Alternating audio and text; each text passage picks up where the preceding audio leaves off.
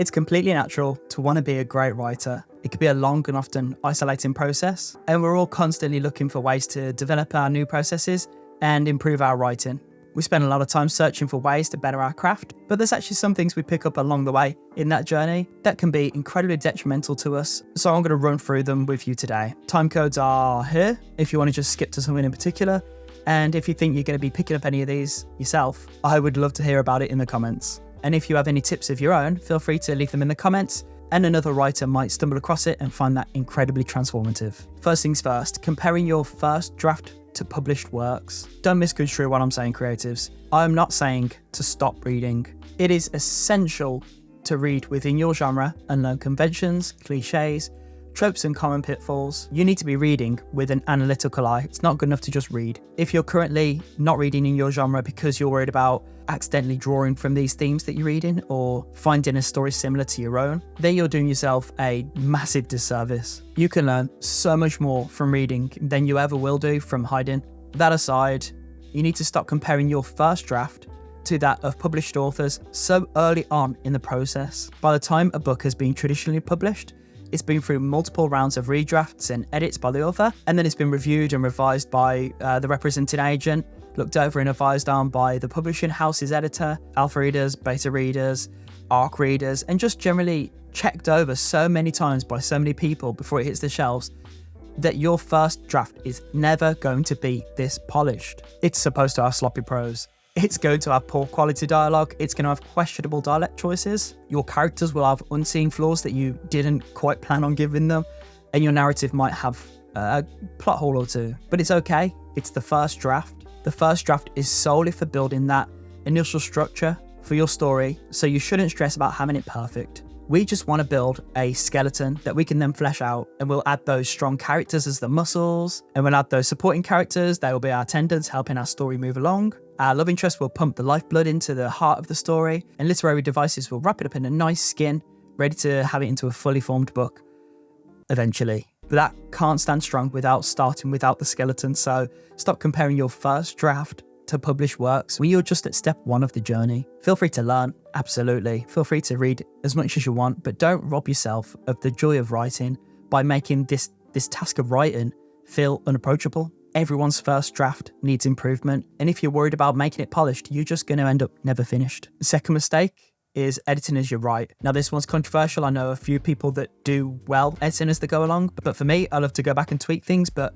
this slows my progress and it feeds into other points of trying to perfect things and basically have things in place before the foundations have been laid. Now, we all know what this looks like in practice, so I'm not going to yap on about it. Instead, I'm just going to get straight into some solutions to avoid editing as we go along and make them as budget friendly as possible. First off, try writing by hand. People are a lot less likely to go back and edit and scribble things out if we're writing on paper. This is especially effective when you've got neat handwriting. I've unfortunately been blessed with the same handwriting as a Dr. Finn art prescription form, so this does not work for me. You could buy a writing device designed to stop you editing. There's a fair few out there, and because this is an unpaid, unsponsored video, I'm not going to be mentioning any brands by name. If they want me to, they can cough up in the future, but you can certainly find them if you Google distraction-free writing device. These help in a similar way to the first technique in that many of them don't allow you to go back and only offer a limited window for viewing. And what I like about this method is that they're so basic that you can't even trip yourself up on nailing the formatting. I know a lot of people love to format their pages, but so many of us get bogged down with this. This has cons though,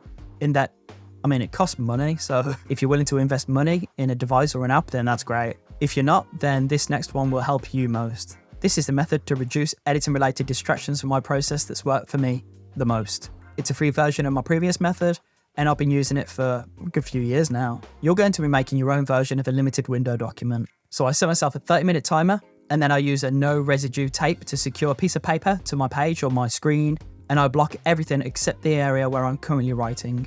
For me, for my softwares, this is often the lower third of the screen.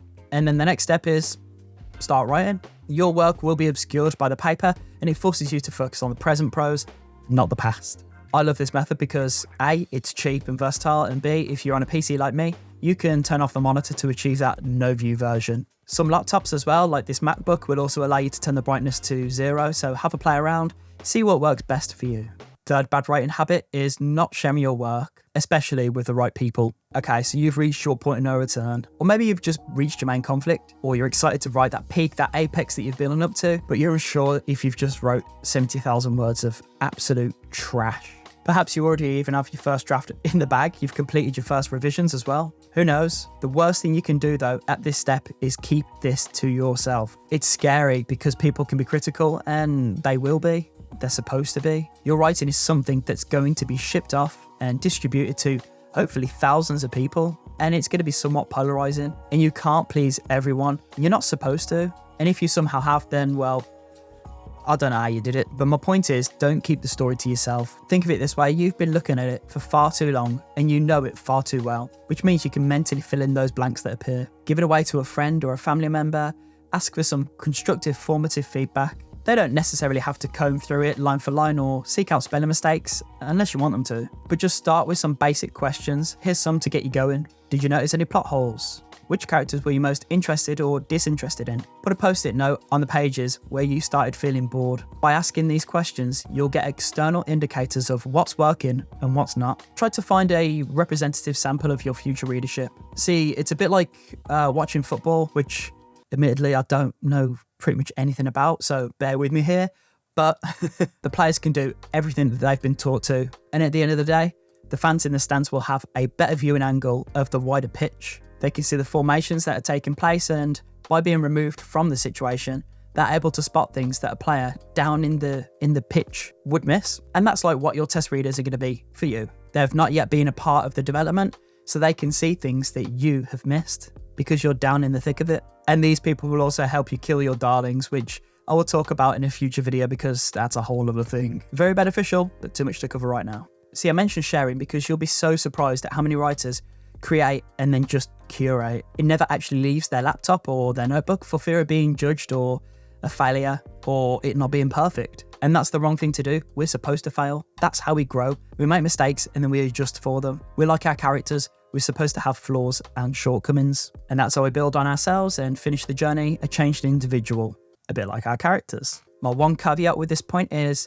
try to set a deadline. I know it's hard with family and friends, but either a soft one or a specific date because you want to be implementing this feedback as soon as possible. Some people will work slower than others, understandably. But if you're wanting to work on draft 2 in the next 3 months, for example, then you need to let your alpha readers know. Otherwise, they might think that it's fine if it takes them 9, 10, 12 months to get some notes back to you. And also a quick bonus tip as well is when you actually go out and learn something, try and implement it, even if it's just something you picked up from a book or from a video or a lecture. A lot of us will be picking up so many things from reading, from getting educated, from attending lectures, joining writing groups, and then we actually fail to implement any of those teachings. I know I'm guilty of this. I've learned a lot of things over the years that I really want to embed within my own writing, but then I just completely forget or I never get around to doing it. So I've made a little notebook for myself, and I've also got a notes app on my phone where I just jot the things that I want to try down, and then I give myself a little exercise to try it on, and then you find what enhances your writing and then apply it at the revision stage. So hopefully you've picked up something that you can implement and practice from this video. Hopefully you can start mitigating some of these bad writing habits. Now, obviously not everyone is going to have these, but hopefully there's some of you out there that can benefit from these ideas. Also, if you have any useful tips that you've embedded in your own writing process, pop them below so we can help the writing community even more together. And if you've not already watched it, I suggest checking this video out here. There might be something beneficial for you in there as well. So with that, I'll see you next time.